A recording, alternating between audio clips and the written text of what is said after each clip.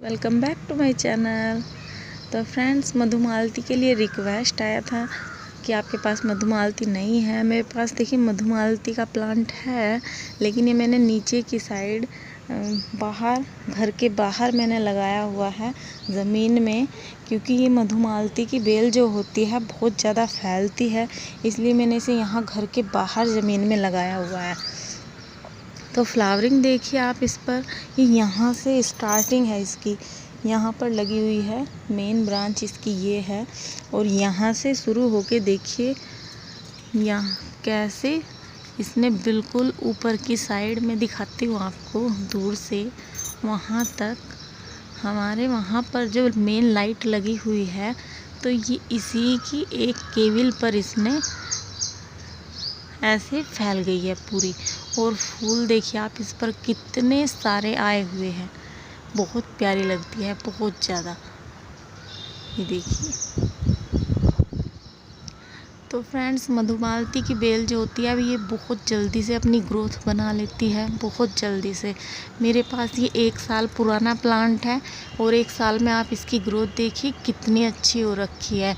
और उसके बीच में हमने इसे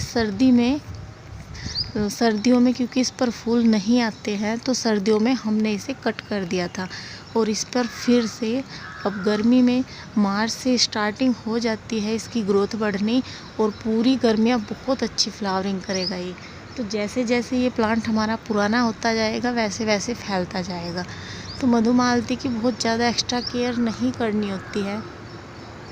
इस प्लांट को बस आप ज़मीन में लगाते हैं तो ज़मीन में बहुत अच्छी ग्रोथ ये करता है।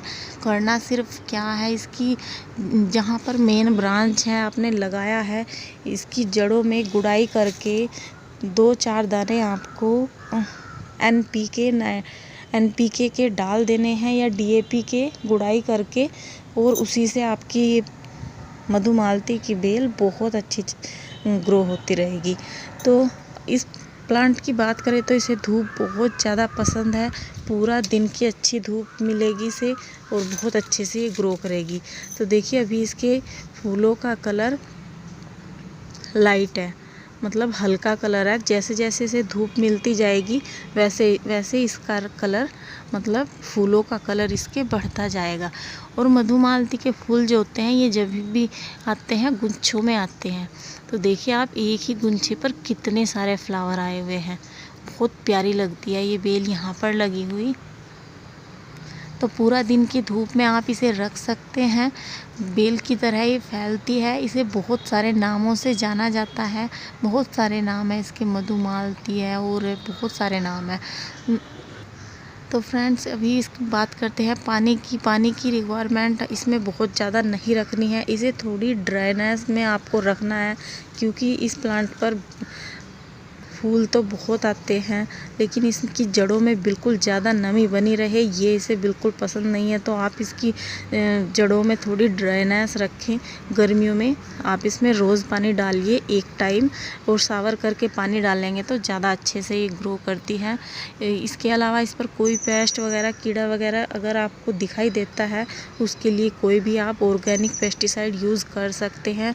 अदरवाइज़ मुझे तो अभी तक, मैंने 1 साल हो गया इसे लगाए हुए, कोई कीड़ा वगैरह इस पर नहीं लगाया है। तो ज़मीन में ज़्यादा केयर की ज़रूरत पड़ती भी नहीं है। लेकिन जब हम इसे बेल को हम पॉट में भी लगा सकते हैं, अगर आप लगाना चाहें तो। पॉट में लगाने से क्या होगा, आपको उसकी टाइम पर कटिंग करनी पड़ेगी। अगर कटिंग नहीं करोगे तो बहुत ज़्यादा वो फैल जाएगा और पॉट में अच्छे से ग्रोथ नहीं कर पाएगा। तो इसलिए ज़्यादा बेटर यही है कि आप इस बेल को ज़मीन में लगाएं। गमले में लगाएंगे तो उसकी हमें टाइम पर कटिंग करनी पड़ेगी। तो फ्रेंड्स, अभी बात करते हैं इसे ग्रो करने की। आप इसे ग्रो कर सकते हैं। हम इसे बरसात के मौसम में कटिंग से ग्रो करेंगे। तो बरसात के मौसम में इसे कटिंग से भी बहुत आसानी से ग्रो किया जा सकता है, अगर आप करना चाहें तो। अब की बार बरसात की टाइम पर इसकी कटिंग आपको लगा के दिखाऊंगी कैसे ग्रो करनी है। गमले में लगा रहे हैं तो गमले पर इसकी टाइम से कटिंग करनी पड़ेगी आपको। और इसके लिए थोड़ा बड़ा गमला चूज़ करें तो ज़्यादा बेटर रहेगा। आप थोड़ा बड़ा गमला लीजिए और उसमें बहुत अच्छे से आप इसे लगा सकते हैं और फ्लावरिंग पा सकते हैं। तो गमले में इसकी मिट्टी आपको कैसे तैयार करनी है, गमले में क्योंकि ज़्यादा एक्स्ट्रा केयर करनी होती है, ज़मीन में तो हम लगा के एक तरफ छोड़ देते हैं और थोड़ा बस जड़ों में गुड़ाई करो, खाद डालो, उसी से बहुत अच्छे इन पर फ्लावर आते रहते हैं। लेकिन जब हम गमले में प्लांट को लगाते हैं तो उसमें एक्स्ट्रा केयर की ज़रूरत पड़ती है। तो हमें करना क्या है, जैसे ही हम गमले में अपने प्लांट के लिए मिट्टी तैयार करते हैं तो उसके लिए आप उसमें वेल ड्रेन मिट्टी रखिए। ऐसी मिट्टी रखिए, एक हिस्सा आपको उसमें मिट्टी लेनी है और एक हिस्सा आपको उसमें गोबर की खाद लेनी है और एक हिस्सा आपको वर्मी कंपोस्ट लेना है। तो इन्हीं 3 चीज़ों का मिक्सर आपको बना के लगा देना है अपने प्लांट को और बहुत अच्छी फ्लावरिंग उससे आपका प्लांट करता रहेगा। गर्मियों में अगर आप चाहें तो इसके गमले के नीचे एक प्लेट रख के उसमें पानी भर के रख सकते हैं, उससे आपके प्लांट को ह्यूमिडिटी मिलेगी, मॉइस्चर मिलेगा।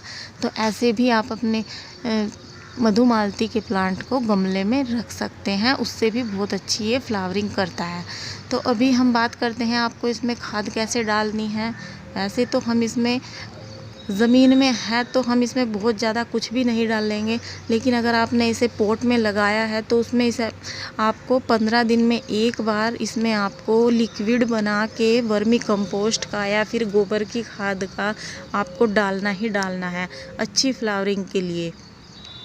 15 दिन में एक बार लिक्विड डालिए और उसी को ही अगर आप गोबर की खाद का लिक्विड बनाते हैं तो उसी को ही छान के स्प्रे बोतल में भर के आप इस प्लांट पर स्प्रे भी कीजिए।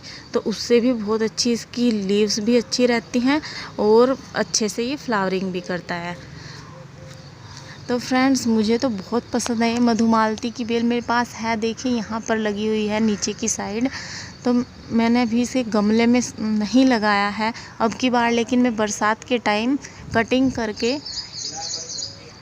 कटिंग से तैयार करके मैं इसे गमले में भी लगाऊंगी अपने टेरिस पर। तो टेरिस पर मैं इसे यहाँ से भी फैला लूँगी। ये देखिए चली ही गई है ये टेरिस पर। इसे बैक साइड करके हम फैला लेंगे वहाँ पर भी। तो फ्रेंड्स, आप इसे बेल को लगाइए, बहुत सुंदर लगती है। कहीं पर भी किसी दीवार को अगर आपको कवर करना है तो उस जगह पर लगा दीजिए, पूरी दीवार को कवर कर लेगी और बहुत सुंदर लगेगी। लेकिन जब भी आप इसे लगाएं दीवार से थोड़ा देखिए दूर करके लगाएं। हमने इसे दीवार से काफ़ी दूर करके लगाया हुआ है, यहाँ पर इसे लगाया हुआ है। इसके फूलों में खुशबू नहीं होती है, बस देखने में बहुत प्यारे लगते हैं, ज़्यादा खुशबू इनमें नहीं होती है। तो फ्रेंड्स, आई होप आपको मेरी ये वीडियो पसंद आए, और पसंद आए तो प्लीज़ लाइक और शेयर ज़रूर करें वीडियो को। और चैनल को अगर आपने अभी तक सब्सक्राइब नहीं किया है तो प्लीज़ सब्सक्राइब कर लीजिए, ताकि आपको गार्डनिंग की अच्छी वीडियो देखने को मिलती रहें। तो इस वीडियो में इतना ही। Thank you so much. Bye bye.